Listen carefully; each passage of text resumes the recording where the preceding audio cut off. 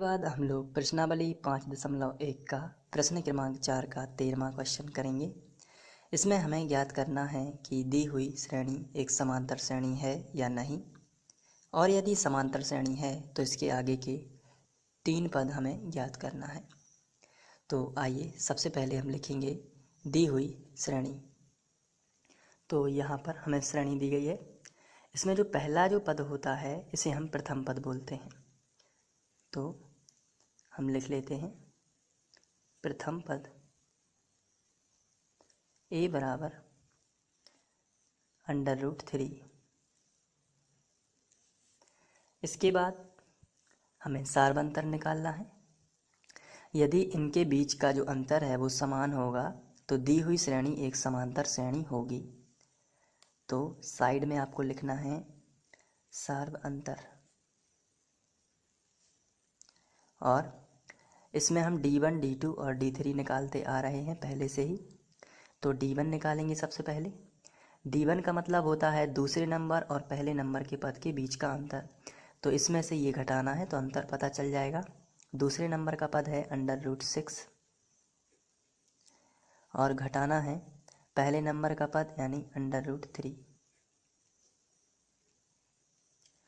तो इसको हम 6 के गुणनखंड निकाल के देख लेते हैं क्या इसके गुणनखंड निकलते हैं या नहीं। इसके लिए हम रफ पेपर का यूज कर लेंगे।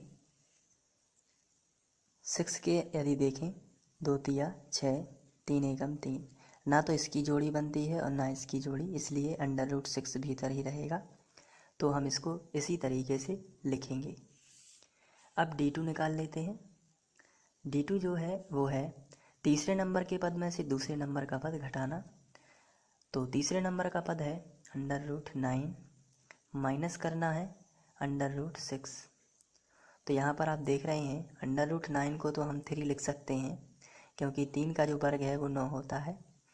तो 9 का वर्गमूल 3 होगा, और इसको हम कुछ भी नहीं लिख सकते, ये ज्यों का त्यों ही रहेगा।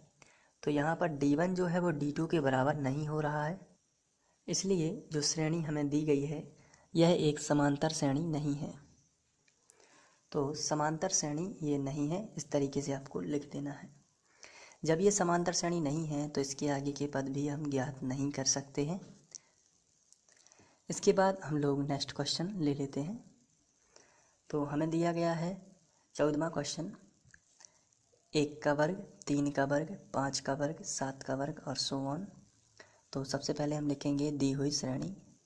तो ये हमें श्रेणी दी गई है, इसको हम और अच्छे से लिख सकते हैं। 1 का वर्ग 1 ही होता है, 3 का वर्ग 9 होता है, 5 का वर्ग 25 होता है और 7 का वर्ग 49 होता है। इसको आप इस तरीके से भी लिख सकते हैं। अब यहाँ पर आपको देखना है प्रथम पद है 1,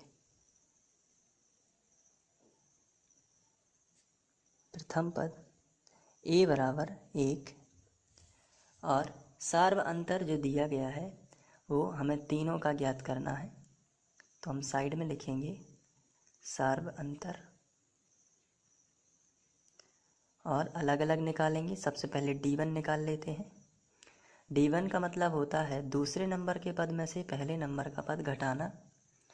9 में से आपको 1 घटा देना है तो आपको मिलेगा 8। D2 निकालना है। D2 का मतलब होता है तीसरे नंबर के पद में से दूसरे नंबर का पद घटाना, यानी 25 जो है वो तीसरे नंबर का पद है और घटाना है आपको दूसरे नंबर का पद यानी 9। तो यहाँ पर जब हम घटाएंगे तो 16 मिलेगा। तो यहाँ पर आप देख रहे हैं कि D1 जो है वो D2 के बराबर नहीं है।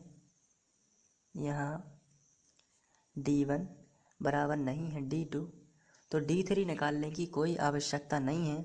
हमें यहीं पर पता चल जाता है कि दी हुई श्रेणी एक समांतर श्रेणी नहीं है, क्योंकि इनके बीच का जो अंतर है वो समान नहीं है। तो इस तरीके से आपको लिख देना है।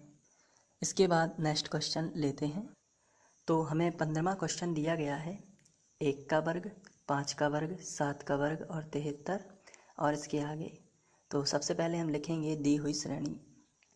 तो ये हमें श्रेणी दी गई है, इसको हम और अच्छे से लिख सकते हैं। 1 का वर्ग 1 ही होता है, 5 का वर्ग 25 होता है, 7 का वर्ग 49 होता है और ये 73 ज्यों का त्यों और इसके आगे। तो यहाँ पर जो पहले नंबर का पद है इसे हम प्रथम पद कहते हैं। तो प्रथम पद जो है वो आएगा a बराबर 1